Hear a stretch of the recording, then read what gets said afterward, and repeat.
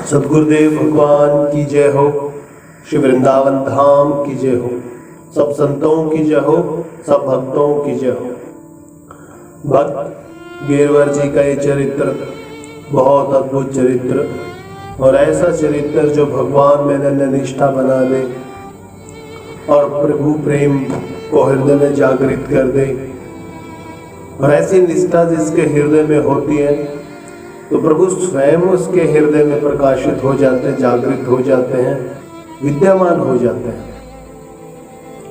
लेकिन दुर्भाग्यवश माया के अंतर्गत रह करके, माया के अधीन रह करके हमारे अंदर वो विश्वास बन ही नहीं पाता,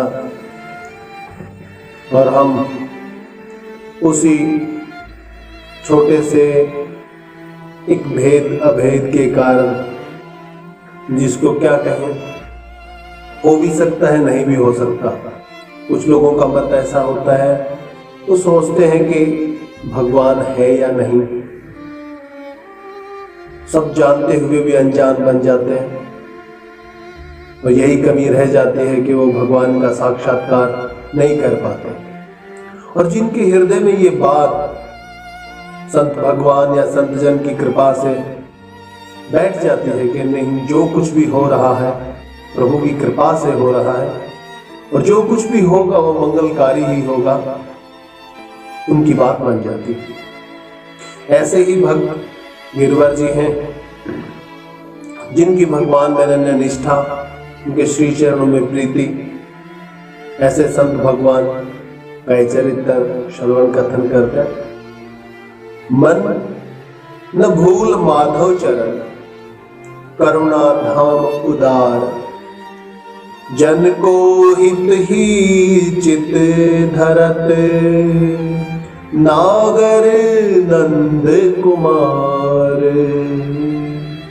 मन न भूल माधव चरण, करुणा धाम उदार, जन को हित ही चित धरत, नागर नंद कुमार, नागर नंद कुमार। नर्मदा नदी के पवित्र तट पर एक छोटे से गांव में गिरवर नाम के एक राजपूत परिवार से थे। वो रहते थे, अपना जीवन निर्वाह करते थे। घर में बूढ़े माता पिता थे। उनकी गौरी नाम की एक पतिव्रता पत्नी और एक पुत्र था जिसका नाम उदा था। खेती करके परिवार का निर्वाह करता था, या होता था प्रभु की कृपा से ही। गिरवर और उनकी पत्नी व्रत माता पिता की सेवा करते थे। घर में सभी भगवान के भक्त थे। ये उस परिवार पर प्रभु की अनन्य कृपा थी। बालक उदा भी माता पिता को जो कुछ भी करते देखता, वैसे ही बाल्यावस्था में करने की चेष्टा करता, और बचपन से ही भगवान नाम में मगन रहने लगा था। भगवान नाम में उदा की प्रीति हो गई थी। उदा मानो भगवान का अनन्य प्रेमी भक्त हो, ऐसा लगता था कि वो मैया बाबा से ज्यादा प्रेम प्रभु से करता हो। गिरवर का भगवान की दया पर पक्का विश्वास था, अनन्य विश्वास था। वे बात बात में कहा करते थे कि भगवान जो कुछ भी करते हैं सब कल्याण के लिए करते हैं, अर्थात जो कुछ होता है प्रभु की कृपा से कल्याण के लिए हो रहा है और अच्छा ही हो रहा है। यद्यपि गिरवर की धारणा सच्ची थी, फिर भी गांव के जो कुछ लोग थे बुरी प्रवृत्ति के, उनके पीछे, और कोई कोई तो सामने भी कह देते थे, भाई तुम तो कह ही सकते हो, घर में सारे सुख है ना, खाने को भरपूर अन्न है, तुम्हारे अनुकूल तुम्हारी पत्नी भी है, स्त्री है और पुत्र भी है, माँ बाप है, तब ऐसा कहने में क्या जाएगा तुम्हारा। किसी पर कष्ट पड़े तब पता लगे कि भगवान सब कल्याण के लिए करते हैं। ऐसे तो कोई भी मुंह उठा करके कह सकता है, पता तब चलता है जब खुद के ऊपर बीतती है। बात सच्ची है, इसमें कोई दोहराई नहीं है। दुख में भी जिसका विश्वास भगवान की दया पर बना रहा हो, भगवान की इच्छा मान ली जाए और उसकी भगवान की इच्छा ही मानकर उस दुख में अपने स्थान पर, अपने पद पर डटा रहे और भगवान की सेवा जैसे पहले करता था, वो अब भी हर कार्य उसी अवस्था में रह करके कर रहा है, जिसके ऊपर सुख दुख का कोई प्रभाव ना पड़े, प्रभु की अनन्य सेवा में लगा रहे, नाम में लगा रहे, तभी उसका सच्चा भक्त कहलाना साबित होता है। कुछ समय बाद माता पिता का देहांत हो गया। गिरवर को इस बात का दुख हुआ कि माता पिता चल बसे। ये दुख नहीं था कि मेरे माता पिता शरीर को छोड़ चले, बल्कि दुख इस बात का था कि जो सेवा का सौभाग्य था वो छूट गया। ये नहीं था कि मैया बाबा का शरीर छूट गया तो मेरे माँ बाप चले गए, मुझे दुख है, ऐसा नहीं था।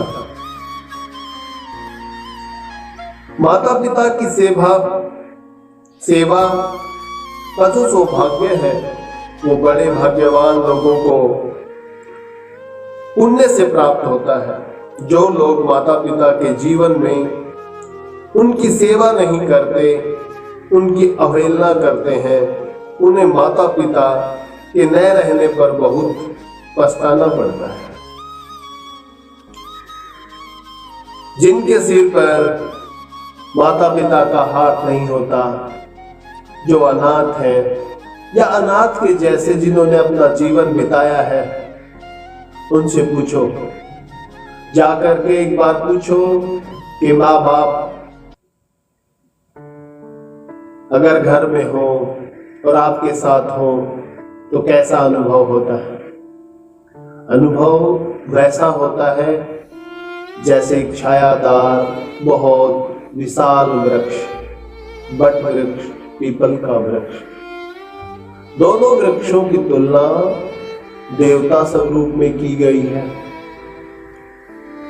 कुछ समय पहले लोग इन्हीं वृक्षों की पूजा करते थे देवता मानकर, और देवता है ही,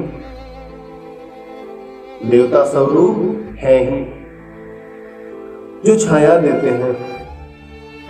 हम कितनी काट छाट करते हैं लेकिन कभी भी उफ नहीं करते, क्योंकि उनका स्वभाव ही छाया देना है, सुख पहुंचाना है। इसी प्रकार मैया बाबा, माँ बाप भी अपनी संतान को हमेशा सुख पहुंचाने की कामना करते हैं। कुछ लोग ऐसे अपने भाग्य के कारण या प्रारब्ध का भोग भोगने के कारण या प्रारब्धों का भोग मान लो, जिनको वो सुख प्राप्त नहीं होता, उनको भाग्यहीन ही कहेंगे, क्योंकि वो सबसे उत्तम, सबसे प्रिय और सबसे अनमोल जो वस्तु होती है उससे वंचित रह जाता है, तो उसका भाग्यहीन कहलाना भी सही है। माँ की ममता, पिता का प्यार भाग्यवान को मिलता है, ये बात बिल्कुल सत्य है। भगवान भी कहते हैं कि मुझे इस धरा पर जब जब जन्म लिया है या जन्म लूंगा, मुझे भी मैया की, बाबा की आवश्यकता पड़ती है। मैं भी उनके प्रेम से वंचित नहीं रहना चाहता। यशोदा मैया का, नंद बाबा का उदाहरण पूरा संसार जानता है।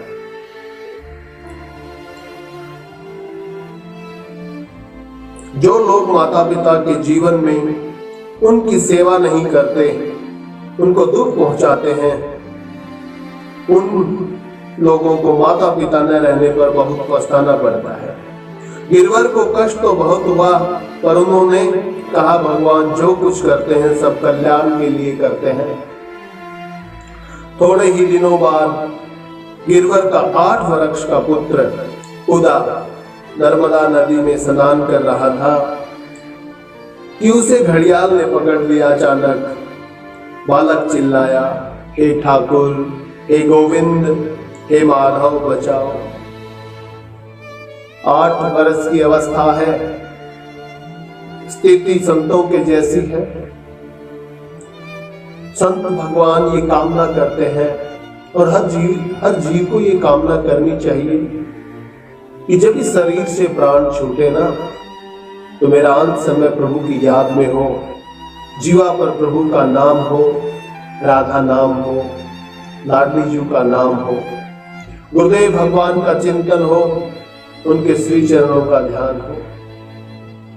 ऐसी कामना हमें करनी चाहिए, गुरुदेव भगवान ये कहते हैं। और ये सबके भाग्य के लिए ही उचित होगा। अंत समय में प्रभु में स्मृति बने और प्रभु को ही प्राप्त होगा। संसार स्मृति बनेगी या जिसमें भी उसकी रति होगी, उसको अगला जन्म वही प्राप्त होगा, ऐसा गुरुदेव भगवान कहते हैं। तो इतनी छोटी सी अवस्था में माता पिता ने, दादा दादी ने ऐसे गुण भर रखे थे कि 8 वर्ष की अवस्था में वो बालक उदा एक पूर्ण रूप से संत स्वरूप हो चुका था।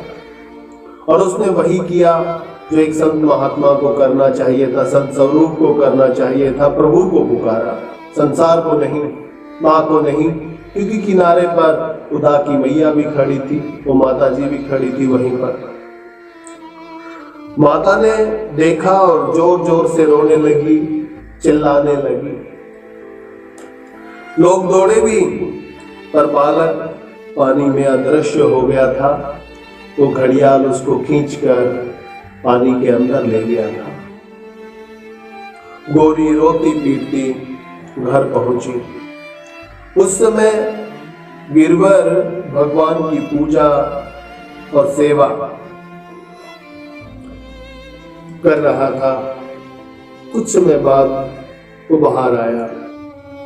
प्रभु का जो एक कक्ष बना रखा था, एक मंदिर का स्थान बना रखा था, वहां से, और उनके मुख से जो निरंतर निकलता रहता था, अभ्यास सा हो गया था, मानो उनकी वाणी ने उन शब्दों को रट रखा हो, वो जीवा पर अंकित हो गए हो वो नाम,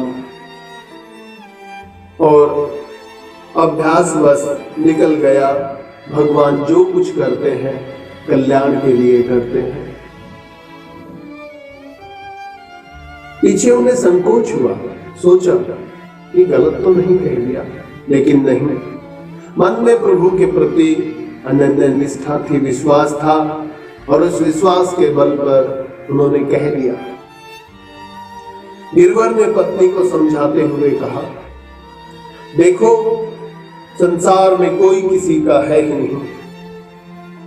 जो इस जन्म में पुत्र बना है, पता नहीं किस जन्म में वह पिता, भाई, शत्रु या और कोई रहा होगा। यह तो एक धर्मशाला है, भाग्यवान। सब जीव अपने कर्म फल भोगने यहाँ आते हैं और भोग कर चले जाते हैं। जिसका भोग जब समाप्त हो जाता है तभी वह यहाँ से चला जाता है। इसमें शोक करने की कोई बात ही नहीं है। अगर कोई अपनी वस्तु आपको दे देता है तो उसको वापस लेने का भी अधिकार होता है। सब जीव प्रभु के ही अंश है और प्रभु की ही कृपा से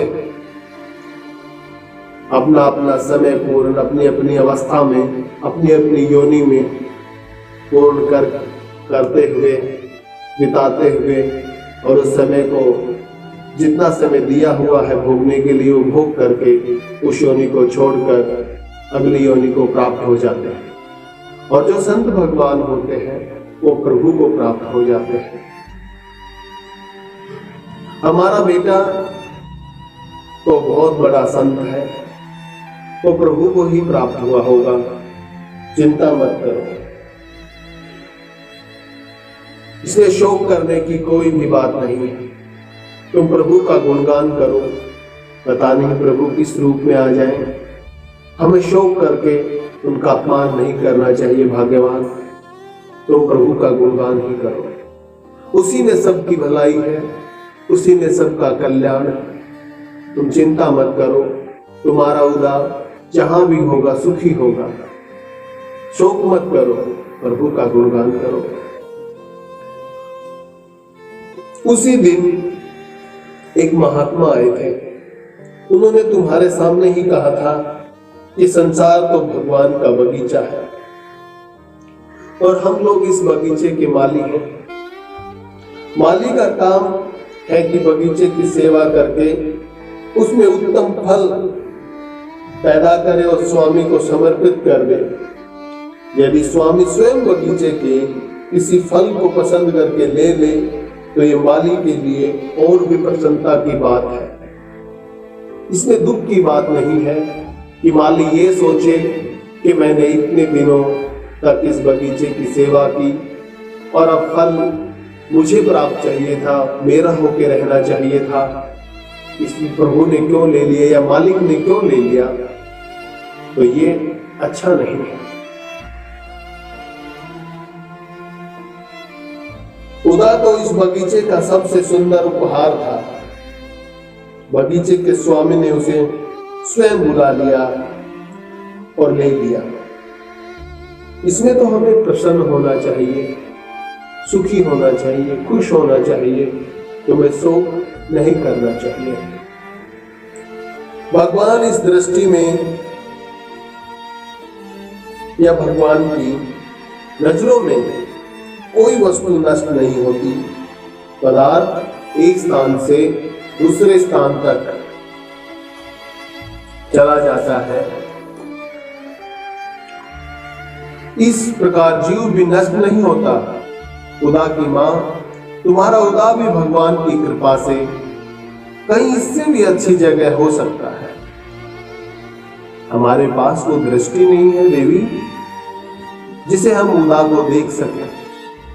बस हम प्रभु से कामना कर सकते हैं कि उसकी आत्मा को शांति दे, वो जहां भी हो प्रभु अच्छा रहे। और जो आपकी शरण में आ जाता है उसमें हमें शंका भी नहीं करनी चाहिए। गौरी, हमारा उदा भी जरूर बहुत ही पावन उत्तम स्थान पर होगा, ये मेरा मन कहता है। मेरे हृदय में ऐसी प्रेरणा हो रही है, तुम शोक मत करो। उदा भगवान का भक्त था, रोज कीर्तन करता था। घड़ियाल द्वारा पकड़े जाने पर भी उसने भगवान को पुकारा। अतः वह भगवान के धाम में ही गया होगा और भगवान के धाम से बड़ा कोई उत्तम स्थान नहीं होगा। तुम्हारा उदा भी भगवान के धाम गया होगा और प्रभु के धाम से बड़ा कोई उत्तम स्थान नहीं है। तुम चिंता मत करो। उदा भगवान का अनन्य प्रेमी है, शोक मत करो। ऐसे पुत्र के लिए तुम शोक करके उसका अपमान करती हो या कर रही हो। सच्ची माता तो यही सोचती है और उसका कर्तव्य भी यही होता है कि पुत्र को सुख पहुंचाए। भगवान के आनंदमय धाम में पुत्र गया है, इसमें तुम्हें प्रसन्न होना चाहिए।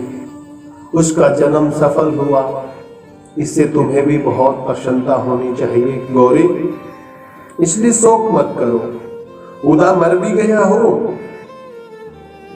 इसी का क्या ठिकाना।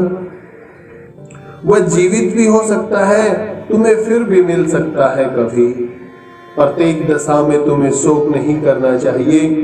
भगवान जो कुछ करते हैं सब कल्याण के लिए ही करते हैं और उसमें कल्याण ही होता है। गौरी, तुम शोक मत करो।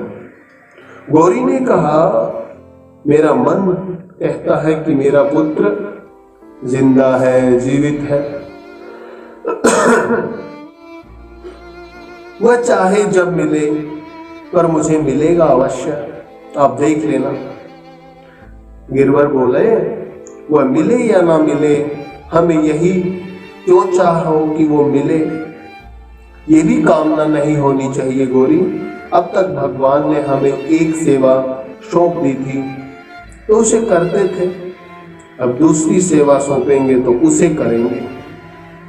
कितना ऊंचा भाव है गिरवर जी का कि प्रभु की सेवा मानते हैं, बालकों की सेवा को, बालकों का पालन पोषण सेवा मानते हैं, उसको अपना कर्तव्य नहीं समझते, अपना धर्म नहीं समझते।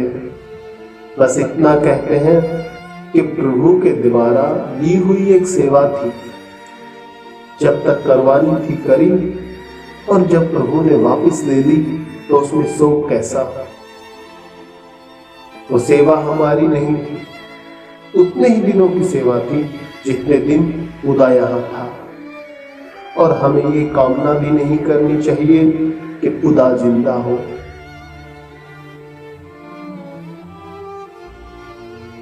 जो स्वामी की सेवा से जी चुराता है वह नमक हराम है।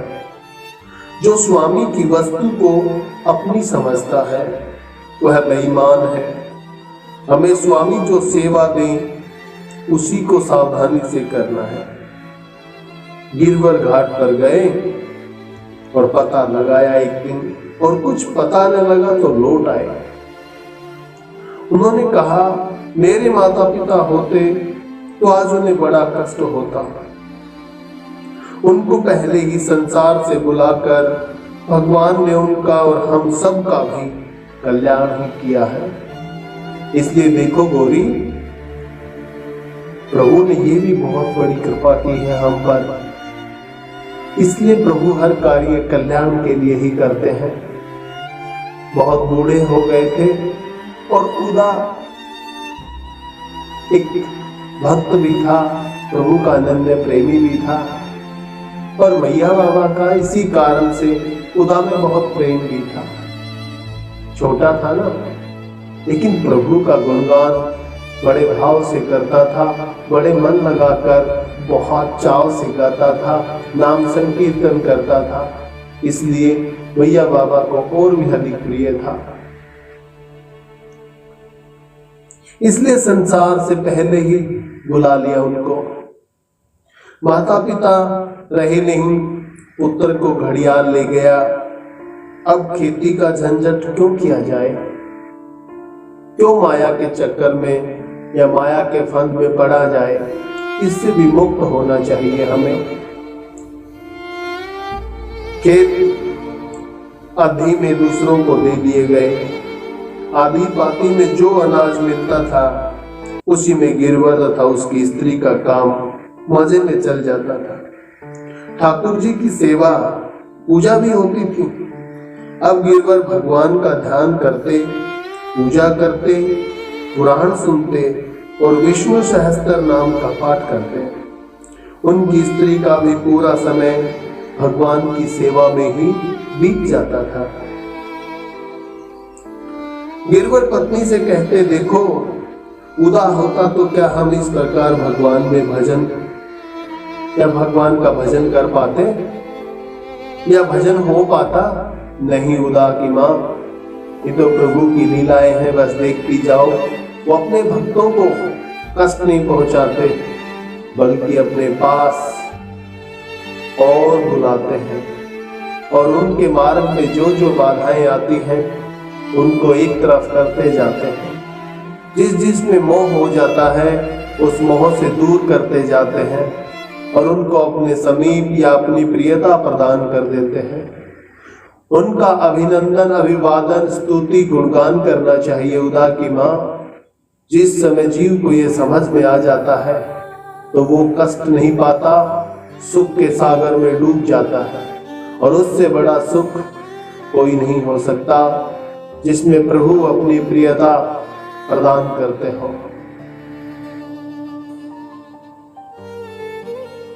भगवान ने उसे हटाकर हम लोगों को अपनी सेवा में लगा लिया है।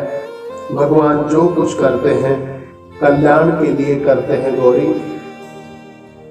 स्त्री कहती, सचमुच भगवान ने हम पर बहुत बड़ी कृपा की है, सचमुच हम पर बहुत बड़ी कृपा की है। परंतु माता पिता के हृदय से उत्तर की स्मृति गई नहीं थी। उसे बार बार उदा याद आ जाता था। उदा को पानी में लेकर घड़ियाल डूब गया था। वह कुछ ही दूर गया था कि उस पर किसी दूसरे बड़े घड़ियाल ने आक्रमण कर दिया था।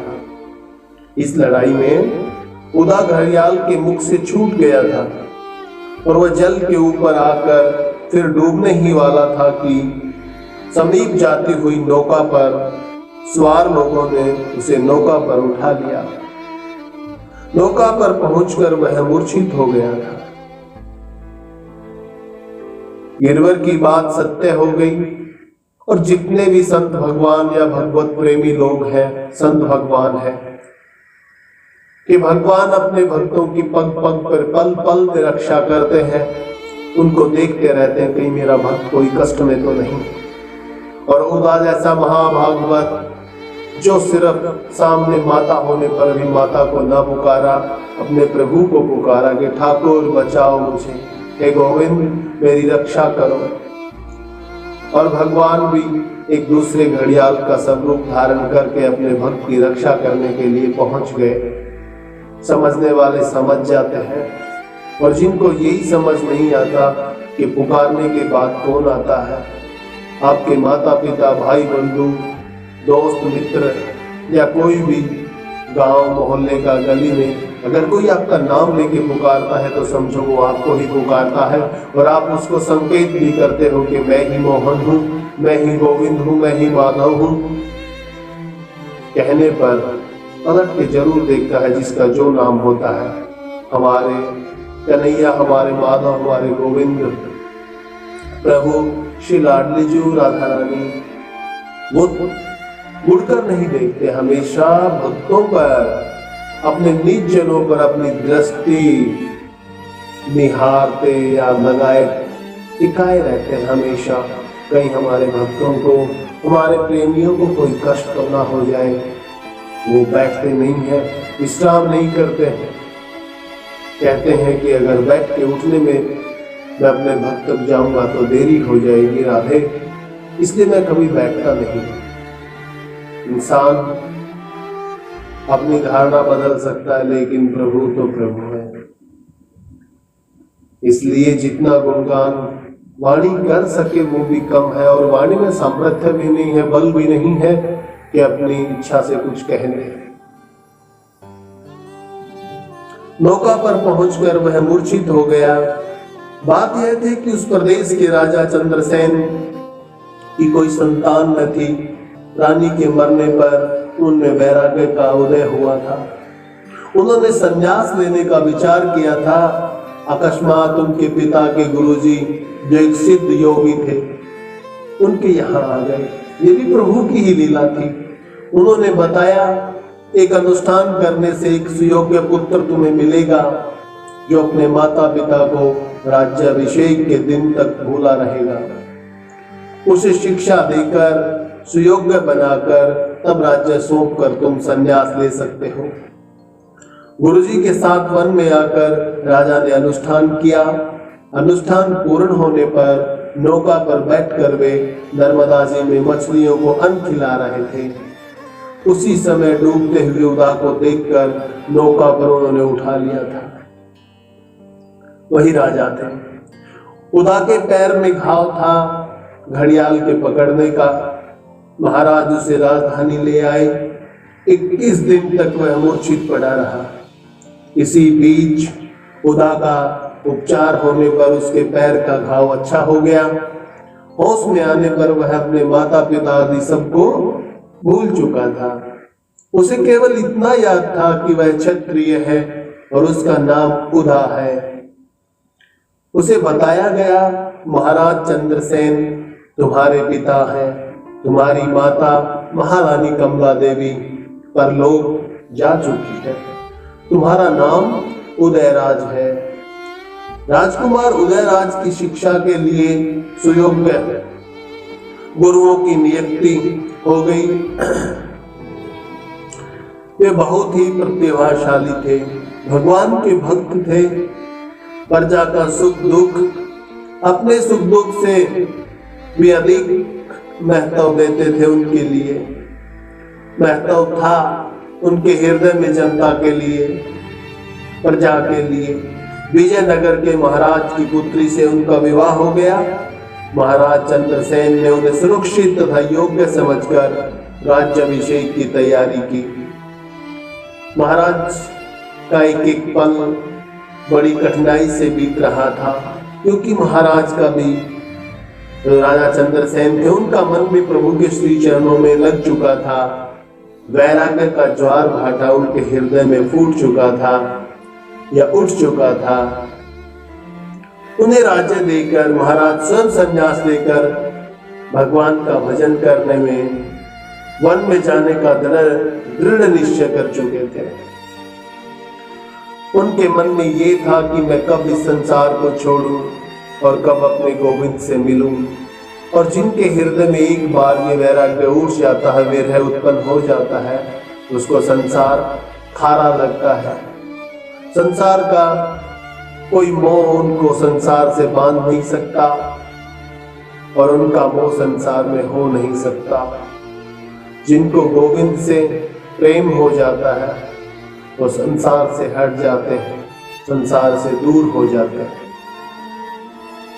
ऐसे ही राजा चंद्रसेन के साथ भी हुआ था। बस गुरु आज्ञा का पालन कर रहे थे और उस पालन या उस वचन का भी एक निश्चित समय बच गया था, इसलिए विरह की अग्नि और भी ज्यादा तड़प उठी थी, भड़क चुकी थी वो अग्नि और उनको सहन नहीं हो रही थी। इधर देश में अकाल पड़ गया, अन्न के बिना लोग मरने लगे, तृण के बिना पशु मरने लगे, अन्न के बिना, घास फूस के बिना।